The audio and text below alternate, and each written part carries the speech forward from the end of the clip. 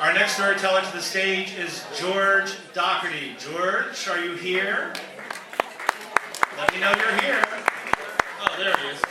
George is coming up to the stage. Okay. I'd like to believe my hidden talent is teaching, which I did today. I taught a science lesson, but I'm still trying to discover that. But I want to back up to talk about kind of what led me to this point. About 4 years ago, I went to India. Actually, one more thing. 6 years ago, I was engaged. I was engaged 6 years ago. Hold on to that. We'll come back to that later. I was in India, and one particular day was very meaningful. Me and my friends visited a slum area outside of Delhi, or inside of Delhi. And I had never been around anything like that before. And there were children there. And I just found so much joy and life and light in these kids who had nothing.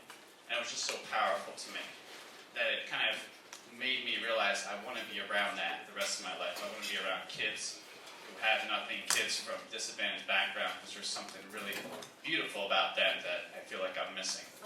So I started taking steps. I quit my job. I decided, well, maybe I'll be a teacher. So I went back to school to become a teacher. And still trying to look for experiences around children in those types of situations.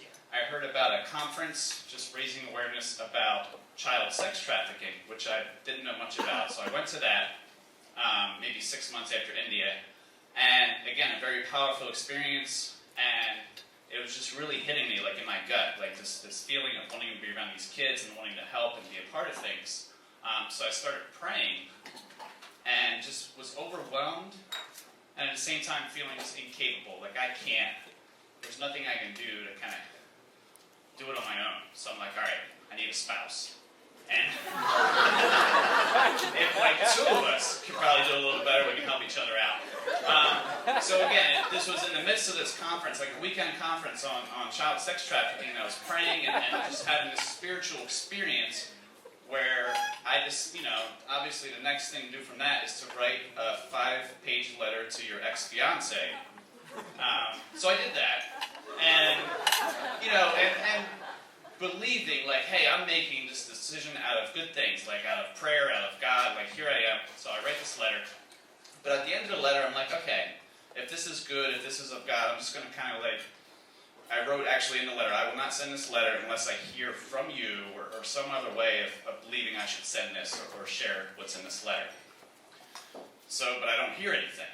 Weeks go by, months go by, I don't hear anything. I'm still kind of on this move towards being around children and wanting to do this but not feeling strong enough.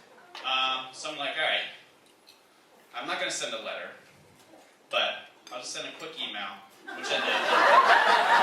Which, the email was, I kid you not, it said, hey, are you seeing anybody? If not, can we talk? And you gotta understand, this letter I wrote was beautiful. It was eloquent, I had all these things I've done wrong and all this stuff to, hey, are you seeing anybody? But anyway,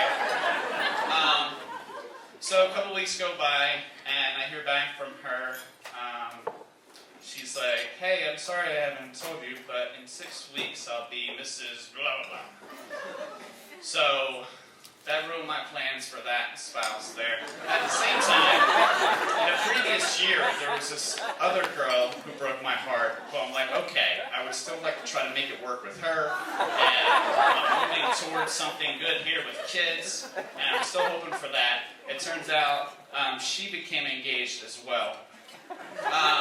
And on top of that, and this is true, and this was like maybe during the summer, a couple months before, they were both getting married on the same exact day.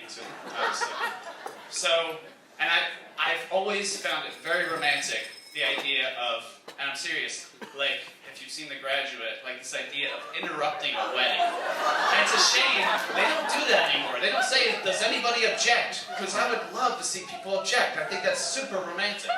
But for me, I honestly wouldn't know which one to go to, because I kind of like, okay. So my friend said, George, we're just drinking whiskey that night. Let's just go out and drink whiskey. I'm like, thank you, you're a great friend.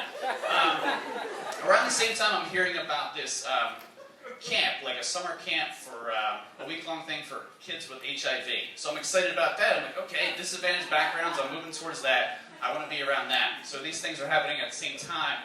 And it turns out that the camp started, and I didn't notice when I signed up for it, on the same exact day as the 2 weddings were happening. So it was a really powerful experience for me. Like, here I am moving towards things, wondering where is God providing me with the help I need. And here he is saying, hey, I got you, you're okay.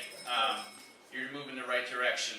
And so today when I'm teaching, and I don't know how to pronounce Uranus about the planets, like, I was told that you pronounce it Uranus, but the kids were like, do you mean Uranus?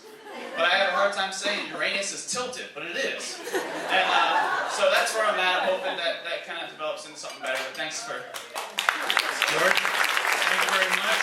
I'm giving to you, there's so many unique things here. But I'm going to give you a light-up yo-yo. Something tells me that you